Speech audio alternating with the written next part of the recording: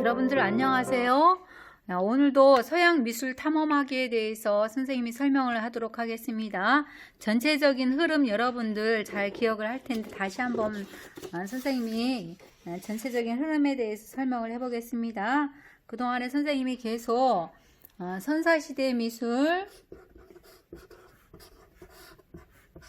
그 다음 고대시대의 미술, 중세시대의 미술, 그 다음 근세시대의 미술, 그 다음에 근대, 현대 시대의 미술 흐름 해갖고 지난 시간엔 선생님이 근대 시대의 미술 중에서 신고전주의, 낭만주의, 자연주의, 사실주의, 인상주의까지 설명을 했죠.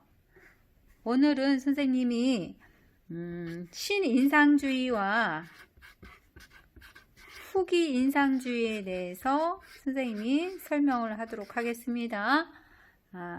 여러분들이 이걸 꼭 기억을 하세요. 신고전주의, 낭만주의, 자연주의, 사실주의, 신인상, 인상주의, 신인상, 후기인상. 그래서 고낭자사인, 신인, 후기인 이런 식으로 외우면 여러분들 좀 편합니다. 근대 시대의 미술은 고낭자사인, 신인, 후기인 이런 식으로 여러분들이 잊어버리지 않도록 앞자만 따서 여러분들이 외우면 좋겠습니다. 지난 시간에 선생님이 인상주의에 대해서까지 설명을 했는데 오늘은 신인상주의와 후기 인상주의에 대해서 설명을 하도록 하겠습니다. 근대 시대의 미술은 선생님이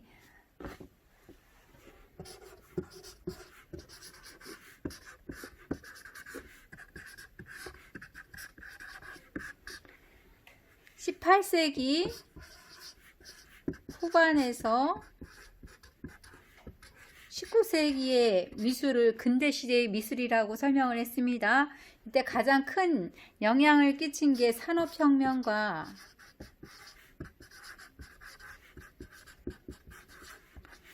프랑스 혁명의 영향을 가장 많이 받았다고 얘기했습니다. 그래서 근대시대의 미술은 신고전주의, 그 다음에 낭, 자, 사, 인상주의, 그 다음 신인상주의, 그 다음 후인상주의 이렇게 나누고 있습니다. 그래서 여기서 신고전은 신고전주의, 낭은 낭만주의, 자연은 자연주의, 사실은 사실주의, 인은 인상주의. 지난 시간에 여기까지 설명을 했었죠. 오늘은 선생님이 인상주의와 후기 인상주의에 대해서 설명을 하겠습니다.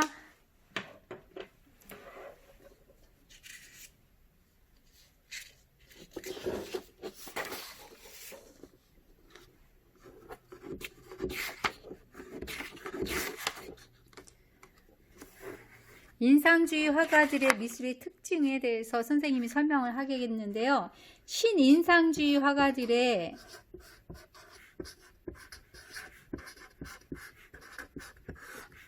작품은 여러분들 1학년 때 처음으로 학교에 들어와서 점묘법 해왔죠. 점 찍어서 우리가 그림을 그려봤는데 그 점묘법으로 나타낸 것이 바로 신인상주의 화가들의 작품의 미술의 특징이라고 할 수가 있어요. 이 신인상주의는 지난 시간에 배운 인상주의는 물체의 고유의 색을 부정했죠. 그리고 빛에 따라 시시각각으로 변하는 순간에 인상을 그려서 인상주의라고 했는데요. 신인상주의는 이후의 세대들은 인상주의 작품을 보다 본질적이고 견고하게 만들고자 했어요. 그렇게 탄생한 것이 후기인상주의인데요. 이 후기인상주의는 색과 형태를 통해서 주관과 감정을 표현하고자 했는데 신인상주의는 어떻게 발전했냐면 과학성을 부여했어요. 그래서 광학 이론과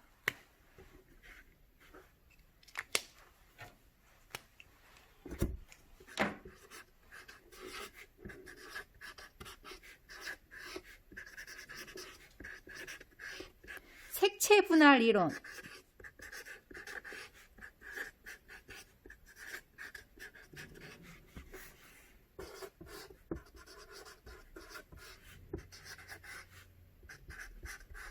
색채 분할 이론이 대두되기 시작하였는데 이것을 적극 도입한 것이 바로 신인상주의 화가들이에요. 대표적인 화가가 쇠라 시냐크가 있습니다. 여러분들 많이 들어봤죠?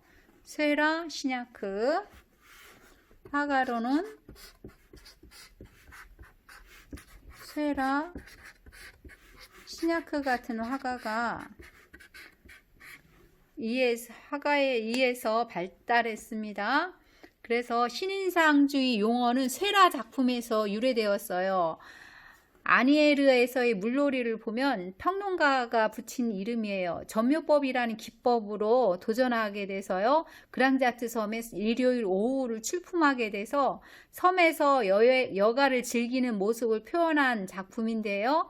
이 신인상주의가 인상주의를 대신하여 새롭게 주도권을 잡게 되었어요. 그래서 쇠라가 최초로 만들어낸 점묘주의 혹은 분할주의도 일컬어지는 이 새로운 기법을 신인상주의가 사용하는 독창적인 테크닉의 기반을 이루는 것으로 팔레트에서 혼합하지 않고 작은 점호를 찍어 나가는 방법이에요. 그 작은 점을 이용해서 나타냈는데 여러분 교과서에 보면은 시냐크의 작품이 있어요. 시냐크의 작품 한번 볼까요?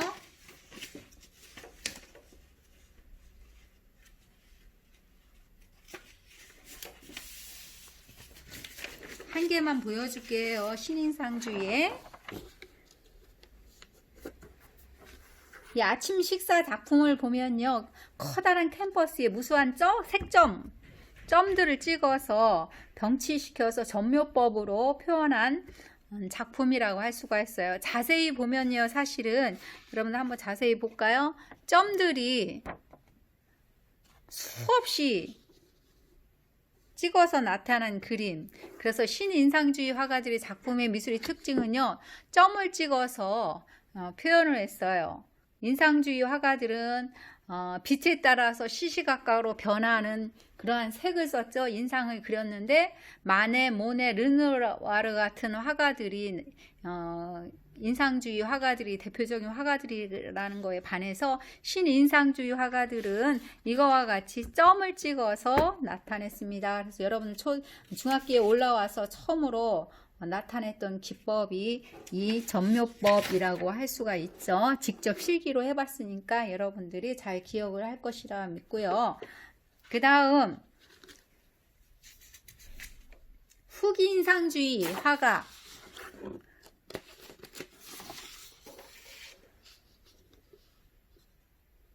여러분들 후기인상주의는 여러분들이 많이 들어본 고갱, 고후 같은 화가들이 이 후기인상주의 화가들이라고 할 수가 있어요.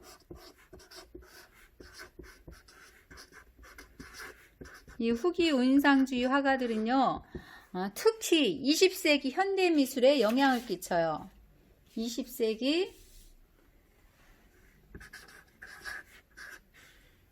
현대미술에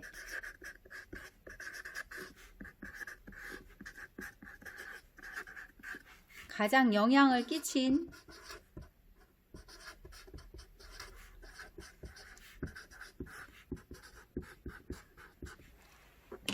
화가들이 바로 후기인상주의 화가들의 그림이라고 할 수 있는데, 한마디로 말하면 주관적이고 개성적인 미술의 특징이 나타나요.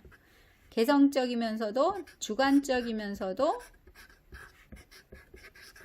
개성적인 미술의 특징이 나타나는 것이 후기인상주의 화가들의 작품이라고 할 수가 있어요. 그래서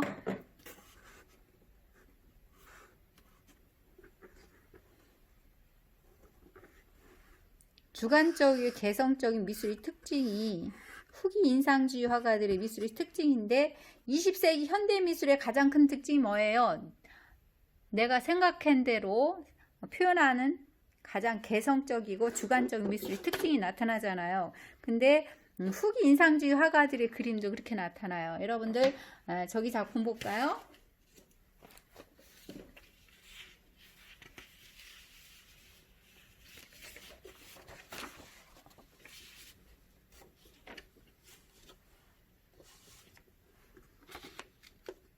이 작품은 누구 작품이냐면 세잔느 작품이에요. 세잔느 작품. 세잔느는 모든 자연물이 구와 원추, 원기둥에 기초하고 있다고 여겼어요. 그래서 자연을 단순화시키고 기본적인 형태를 집약시켜서 표현했어요. 그래서 고향에서 풍경을 그리면서 기하학적인 형태만을 모아서 안정감 있는 자연의 모습을 화폭에 담아낸 대표적인 화가가 폴 세잔느라고 할 수가 있어요. 이건 생트 빅투아르 산이라고 해서 산의 형태를 갖다가 사실적으로 묘사한 것보다는 자기의 주관에 따라서 내면의 세계를 재조명해서 나타낸 작품이라고 할 수가 있어요. 그래서 현대 회화의 아버지라고 부를 만큼 세잔느 작품은 20세기 회화 발전의 모체가 되었던 그러한 화가가 세잔느라고 할 수가 있어요. 그래서 특히 명암과 원근법을 포기하고요, 단순화시켜서 어느 파 화가에 영향을 주었냐면 피카소 같은 입체주의 미술, 현대 미술에 영향을 주었어요. 그래서 세잔느 여러분들이 현대회화의 아버지로 잘 여러분들이 기억을 해주길 바랍니다. 그 다음에 여러분들 해변에 있는 타이트 여성들, 이 작품은 고갱 작품이에요. 고갱은 인간의 원시적이면서도 본질적인 감성을 찾기 위해서 타이트로 거처를 옮기면서 단순하고 넓은 색면에 강렬한 색채를 사용하여서 상징적이고 원시적이며 초자연적인 그림을 그리려고 했던 화가가 고갱이라고 할 수가 있어요. 그 다음에 마리아를 경배하며 이 작품도 한번 보세요. 타이트 여인들의 모습을 잘 묘사를 했죠. 야만적이고 원시적인 순수함과 강렬한 색채, 그 상징성은 예술의 전통적인 기초를 바꾸어 놓게 된 그러한 고갱의 작품이라고 할 수가 있어요. 그래서 현대미술의 야수파, 야수주의, 마티스 같은 화가들이 여기에 해당되는데 야수주의에 영향을 준 화가는 바로 고갱이라고 할 수가 있습니다. 그 다음에 여러분들 많이 알고 있는 화가 또 있죠. 이 작품 누구 건 줄 아세요?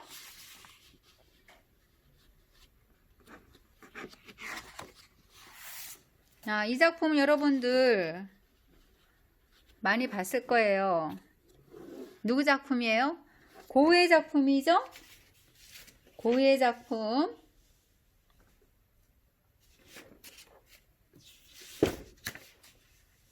밤의 카페라고 해서 고흐는 내면을 표출하고 싶어 했어요. 독자적인 양식이 나타나기도 하고 화가의 주관적인 미술 표현을 강조했던 화가가 고흐라고 할 수가 있어요. 색채를 보면 굉장히 주관적이에요. 그리고 붓터치도 강렬하죠? 그 다음에 또 이거 한번 볼까요? 오베르슈르 우아즈의 거리라고 해서 여러분 교과서에 잘 나와 있는 이 작품 보세요. 이 작품을 보면요, 그리다 많은 느낌이 들죠? 굉장히 주관적 감정 세계가 나타났어요. 고갱의 색면 분할, 면을 분할을 시켜서 평면 묘사에 많은 영향을 받으면서도 자신의 주관적인 감정 표출에 적극적으로 나타냈던 그림이 이 오베르슈르 우아즈의 거리라고 할 수가 있어요. 그 다음에 여러분들 교과서에 나와 있지 않은데 별이 빛나는 밤 작품 보세요. 이 작품 보면 인상주의 이들이 그렸던 작품, 그리고 인상주의들이 점유법을 이용해서 나타냈던 작품에 비해서 점차 굵은 터치가 있죠. 그리고 선으로 변모되어 자연에서 받은 감동 자체를 순수한 자체로 표출했던 작품이라고 할 수가 있어요. 그래서 불안한 자신의 감정을 반영하듯이 소용돌이 치고 있으며 반복적인 곡선과 그 다음에 이러한 선들을 통해서 고유의 정신적 혼란을 전달하고 있는 것을 볼 수가 있죠. 꿈틀꿈틀하면서도 뭔가 움직이는 그러한 느낌으로서 고흐만의 독특한 미술의 특징이 나타난 대표적인 작품이라 할 수가 있죠. 그래서 이 고흐는 20세기의 표현주의 화가에 영향을 주어요.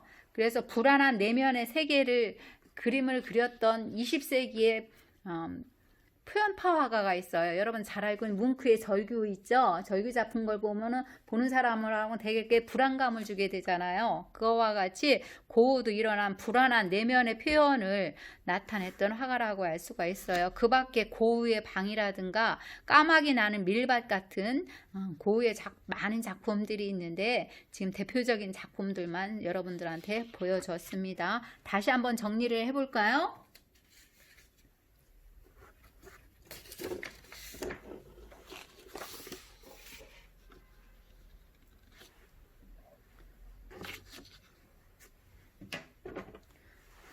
정리하는 시간을 가져봅시다. 이번 시간엔 선생님이 신인상주의의 대표적인 화가는 쇠라 시냐크가 있다 그랬죠? 쇠라 시냐크. 그래서 점을 찍어서 점묘법을 이용해서 그림을 그리는 화가들이 미술의 특징이 신인상주의 화가들의 그림이고요. 그 다음에 후기 인상주의 화가들의 그림은 20세기 현대미술에 영향을 줬다 그랬죠? 현대미술에 중요한 영향을 끼쳤던 화가들의 그림이 후기 인상주의 화가들의 그림이라고 했습니다. 후기 인상주의. 특별히 여기에 해당되는 화가가 누가 있다고 그랬어요? 여기 후기 인상주의 화가는 세잔이 있다 그랬죠? 세잔느. 그 다음 고우가 있다고 했습니다. 그 중에서 세잔느는 견고한 형태를 추구했다 그랬죠? 견고한 형태를 추구하다 보니까 어느 파에 영향을 주었냐면 피카소가 현대미술의 입체파에 해당돼요. 입체파의 영향을 입체주의 화가에 영향을 주었고요. 그 다음에 고갱은 원시적인 생명력을 표현을 했는데 고갱의 원시적인 이 생명력은 현대미술의 특히 야수주의 화가의 미술에 영향을 끼치게 돼요. 20세기 중에 마티스 같은 화가가 야수파에 해당이 돼요. 그 다음에 반고흐는 불안한 내면의